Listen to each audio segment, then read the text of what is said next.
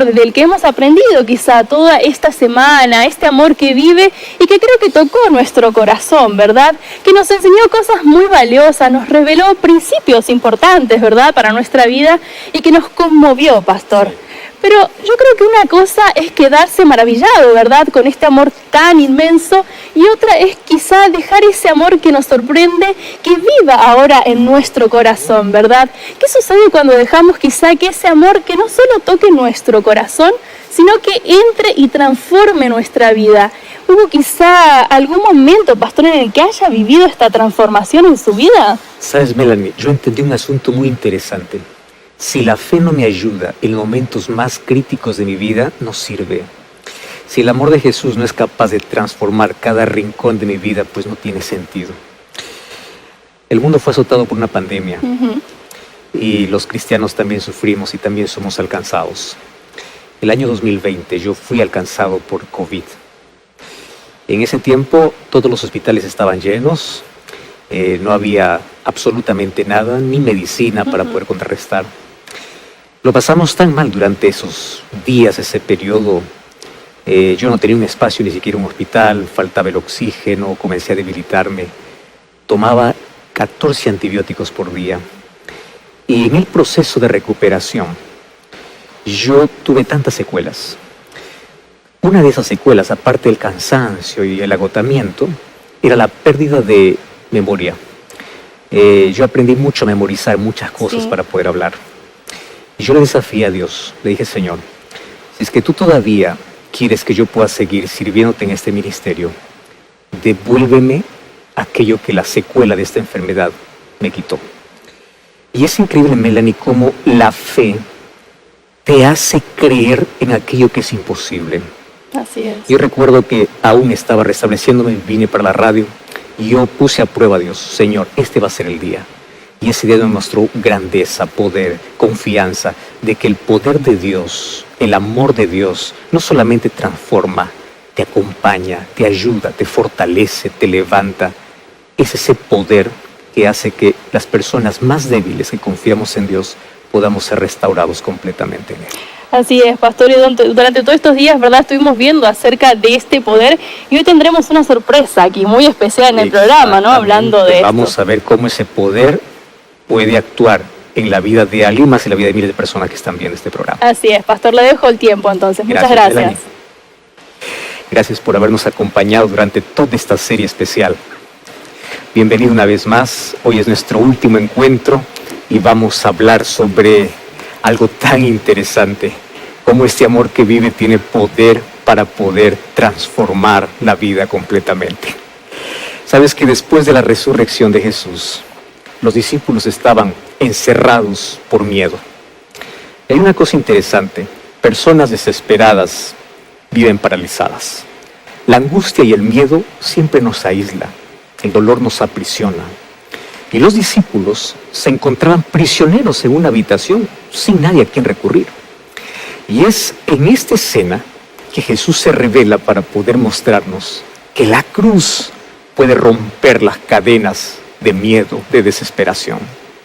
Yo quiero que juntos podamos acompañar en este fantástico encuentro que tiene Jesús y sus discípulos después de la resurrección. ¿Cómo es que Jesús consiguió hacer todo esto? Vamos al texto bíblico, Lucas capítulo 24, versículo 44 al 49, dice así: Y les dijo: estas son las palabras que os hablé, aun cuando estaba con vosotros, que era necesario que se cumpliese todo lo que está escrito de mí en la ley de Moisés, en los profetas y en los salmos. Entonces les abrió el entendimiento para que comprendiesen las Escrituras. Y les dijo: así está escrito, y así fue necesario que el Cristo padeciese y resucitase de los muertos al tercer día, y que se predicase en su nombre el arrepentimiento y el perdón de pecados a todas las naciones, comenzando desde Jerusalén. Y vosotros sois testigos de estas cosas. He aquí yo enviaré la promesa de mi Padre sobre vosotros, pero quedaos vosotros en la ciudad de Jerusalén hasta que seáis revestidos o investidos del poder desde lo alto. Sabes que en este texto hay algunas cosas interesantísimas para hablar hoy. El Evangelio de Lucas, en su último capítulo, presenta el contexto de la resurrección de Cristo y el encuentro que los discípulos tuvieron con Jesús a través de las Escrituras. Y es que detrás de escena, el Evangelio muestra cómo la palabra de Dios sirve como moldura para poder ubicar todas estas historias. Y aquí vamos a ver que de la cruz al aposento alto, donde estaban escondidos los discípulos, finalmente lograron vencer y del aposento alto salieron para el mundo. Y en toda esta historia, la Biblia, la palabra de Dios, ocupa un lugar central al finalizar el Evangelio de Lucas. Y esto es muy significativo, sobre todo si el mensaje que este momento se está dando es para discípulos, para personas infelices, para personas que están heridas y decepcionadas, porque ellos se decepcionaron con la muerte de Jesús. Y aquí yo encuentro un asunto interesante.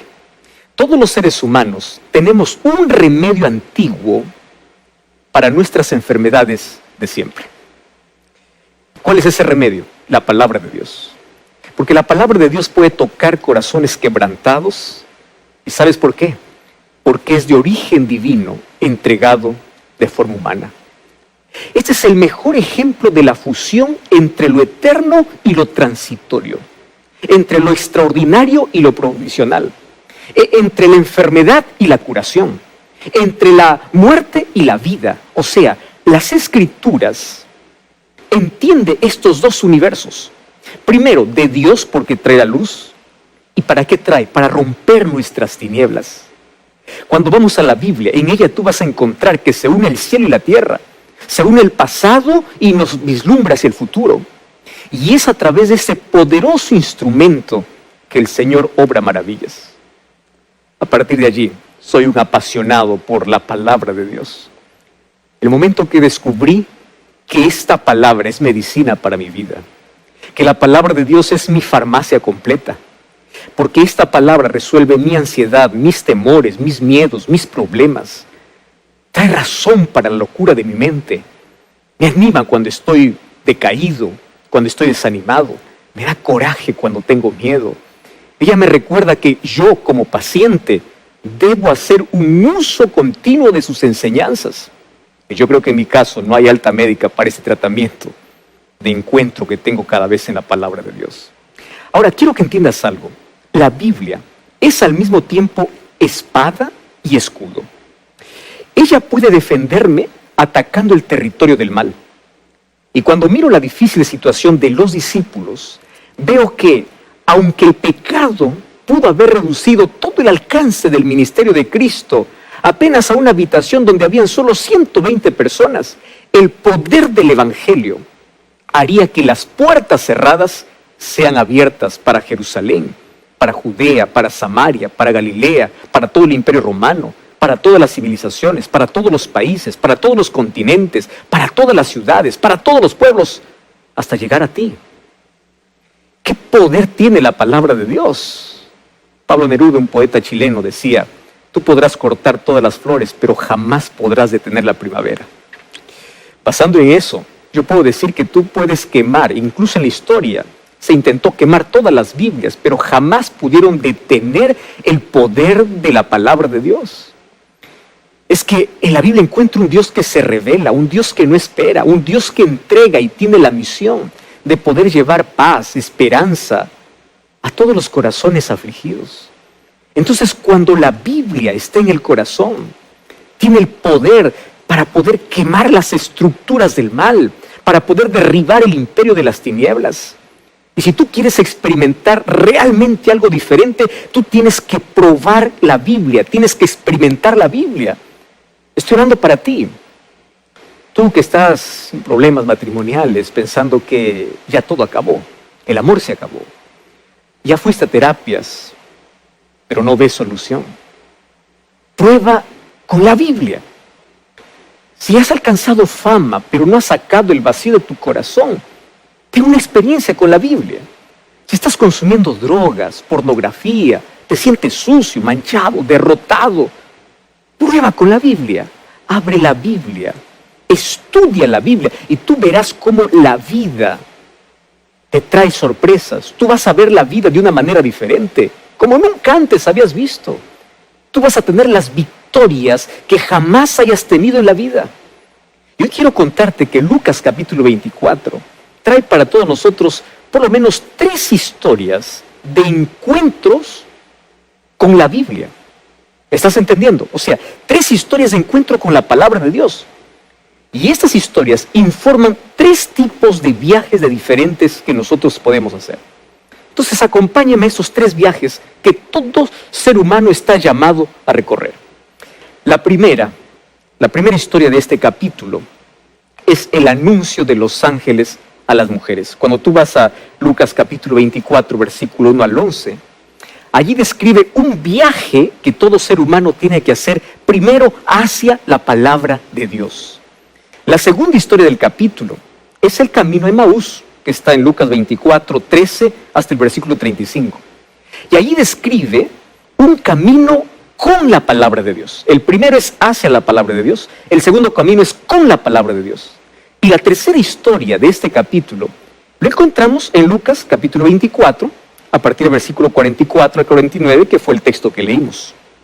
Y este tercer camino es un llamado que describe un viaje a través de la palabra de Dios. ¿Entendiste?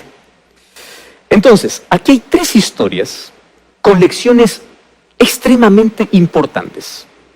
Comprendamos aquí las ideas principales de cada lección. Vamos a la primera historia. En la primera historia encontramos el anuncio de los ángeles que tienen aquellas mujeres que fueron al sepulcro.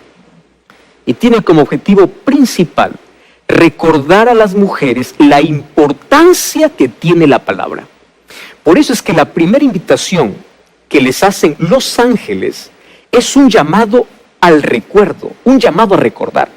Lucas capítulo 24, el versículo 6, dice, no está aquí, sino que ha resucitado. Acordaos de lo que él habló cuando estaba aún en Galilea. Acuérdense de la palabra. Deberían recordar. Y cuando le dice acuérdense es porque ellas habían olvidado. ¿Qué habían olvidado? La palabra de Dios, la palabra de Jesús en este caso. ¿Sabes que nuestra actitud natural ante las complicaciones de la vida es olvidar la importancia que tiene la palabra de Dios? Nosotros no tenemos una propensión natural para poder siempre recordar la palabra de Dios. Por eso es que cualquier problema nos desenfoca, nos desencaja, nos saca del foco del estudio de la palabra de Dios. ¿Tú recuerdas a Adán? Adán, después de pecar en el Edén, cuando él escuchó la palabra de Dios, él no se fue, él se escondió. Ahora, porque en el contexto de pecado, pues tenemos un muro de separación entre la necesidad y el deseo. Necesidad porque necesitamos la palabra de Dios, pero al mismo tiempo no tenemos un deseo natural como para poder estudiarla. Así que las mismas mujeres, cuando contaron a los discípulos el testimonio de la resurrección de Jesús, ¿sabes qué demostraron? Que esto era un cumplimiento de la palabra de Dios, que ellos habían olvidado. Pero ¿sabes qué cosa sorprende? Que ellos recibieron, o ellas cuando dijeron esto a los discípulos, recibieron una reacción negativa de incredulidad. Miraron las palabras o escucharon las palabras de las mujeres con desprecio. Tanto así que Lucas capítulo 24, versículo 11, allí dice, mas a ellos les parecía locura las palabras de ella y no las creían. Me llama tanto la atención esta expresión, parecía locura. La locura puede traducirse como delirio, tontería, palabras ociosas, palabras vacías. ¿Sabes qué me llama la atención? Que la reacción humana a la palabra divina siempre es de desprecio, es de indiferencia. Tal vez tú mismo, tú ahora que me estás escuchando por la radio, estás viendo por YouTube, estás viendo por la televisión, tú ya dijiste más de una vez, yo no quiero saber nada de estas cosas de creyentes. Tú dijiste, todos los creyentes son iguales, a ellos les lavaron el cerebro, ellos son unos locos que llevan la Biblia bajo el brazo. Mira, yo quiero decirte algo. Dios necesita obrar un milagro en tu vida. La invitación de los ángeles es una invitación para todos. Aquellas mujeres solo corrieron al encuentro de los discípulos porque, así como dice Lucas capítulo 24, versículo 8, ellos simplemente se acordaron de sus palabras. Ellos habían olvidado la palabra de Cristo. Entonces el primer encuentro que necesitamos tener es un encuentro con la palabra recordar la palabra de Dios en momentos más críticos, en mi soledad, en mi angustia, en mi aislamiento, en mi fracaso, recordar la palabra de Dios. Y este es un viaje para tener un encuentro vivo con la palabra de Dios. Entonces, si tú en este momento estás en búsqueda del conocimiento de la palabra, Dios está respondiendo tu oración ahora mismo, porque llegaste al lugar correcto. Estás en este canal de televisión, en este canal de YouTube, estás escuchando en esta radio. Este es el camino que Dios ha elegido para que tú recorras este camino. Así que sintoniza siempre este canal, sintoniza siempre esta radio, quédate en esta red social, porque aquí tú serás llevado a un encuentro con la palabra, a recordar las promesas que Dios tiene para tu vida. La segunda historia cuenta el viaje de los discípulos para Emaús. Y aquí tiene como objetivo principal mostrar cómo Cristo se acerca a los que son conocidos, y especialmente a aquellos que ya tienen un previo conocimiento de su palabra. Fíjate una cosa, al principio encontramos a los discípulos yendo en la dirección equivocada. Te digo por qué.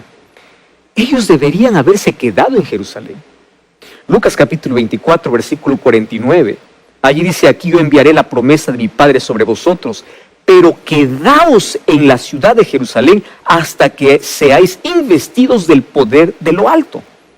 O sea, ellos deberían haberse quedado en Jerusalén. Sin embargo, ellos salieron de Jerusalén e iban al lugar donde ellos vivían. Ahora, esta información puede pasar muchas veces desapercibida, pero tiene un significado muy importante. Porque estos discípulos, aún conociendo a Cristo y su palabra, ellos estaban yendo en la dirección equivocada. Lo más probable es que ellos hayan renunciado a su fe por causa de la decepción de la cruz.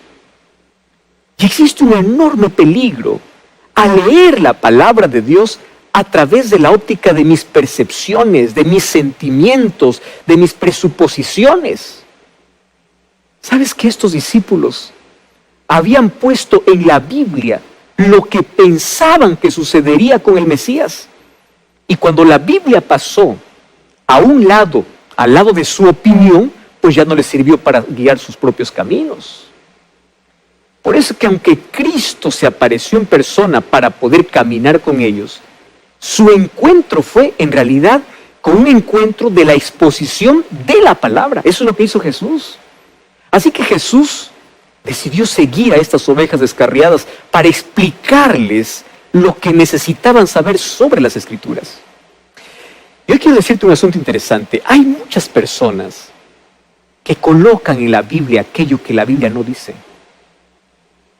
¿Quieres para darte un ejemplo? Te voy a dar un ejemplo muy clásico. ¿Qué día la mayoría de los cristianos lo consideran sagrado? Domingo, ¿verdad? Ahora te hago una pregunta. ¿Dónde está escrito en la Biblia eso?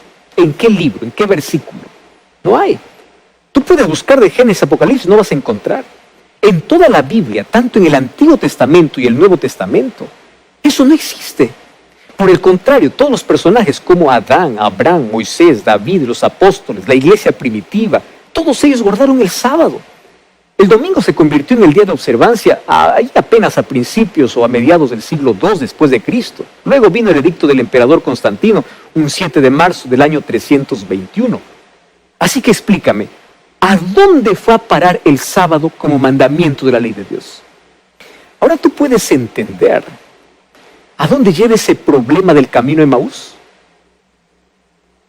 Hoy, así como en ese día, hay muchas personas que siguen a Jesús, conocen su palabra, pero miran a la palabra de acuerdo a sus tradiciones, de acuerdo a sus presuposiciones. Y el que hace esto se va de Jerusalén para Emaús, que es el lugar donde la gente no debe estar. Pero Jesús no te deja allí, Jesús te acompaña en el camino para poder ampliar tu conocimiento de la palabra. Y hoy Jesús está pasando por tu vida. Estoy hablando para ti que eres mi hermano, bautista, metodista, asamblea, católico. No sé cuál es tu iglesia. Jesús tiene una cita contigo en su palabra Por eso tienes que abrir su palabra. Tu fe tiene que estar cimentada en la palabra, no en la palabra de la iglesia, ni del pastor, sino en la palabra de Dios. ¿Dónde está fundamentada tus creencias? ¿Cuál era el problema de tus discípulos? ¿Crees como estos discípulos que estaban camino en Emaús? Ellos creían en un Mesías que la palabra no decía. Esperaban un Mesías político cuando la palabra decía que vendría un Mesías sufriente. Así hoy hay muchas personas que colocan muchas creencias que no se sustentan en la palabra de Dios. Ahora, piensa conmigo lo siguiente. ¿Alguna vez imaginaste tener el privilegio de poder sentarte allí en una iglesia donde Jesús estaría predicando? ¿Ya te imaginaste esa escena? Claro, esto sería un grande privilegio, pero fue el privilegio que tuvieron estos dos discípulos que estaban yendo a Emaús. Lucas 24, 27 dice así: y comenzando desde Moisés y siguiendo por todos los profetas, que dice, les declaraba todo lo que de él decían las Escrituras. ¿Qué cosa es lo que Jesús hizo? Exponer las Escrituras. El significado de la palabra exponer significa interpretar. Como alguien que escucha algo en un idioma, pero interpreta el significado en otro. Y Jesús lo que hizo es interpretar. Y al ver cómo Jesús interpretó la Biblia, yo también aquí aprendo cómo yo debo interpretar la Biblia. Y la primera lección de estudio que Jesús da es que la Biblia está conectada, no está fragmentada, no está dividida. Cada libro está asociado con otro libro. Las enseñanzas inspiradas de cada escritor ayudan a comprender las enseñanzas inspiradas de otro. Entonces, el Nuevo Testamento, no pienses que es la contradicción del Antiguo, no. Es la continuación, no la contradicción. Ahora, quiero que entiendas que la Biblia tiene armonía. En la Biblia tú no vas a encontrar dos evangelios. En la Biblia tú no vas a encontrar dos planes de salvación. Un texto no anula al otro, solo ayuda a complementar el significado de lo que el otro está diciendo, de lo que el otro significa.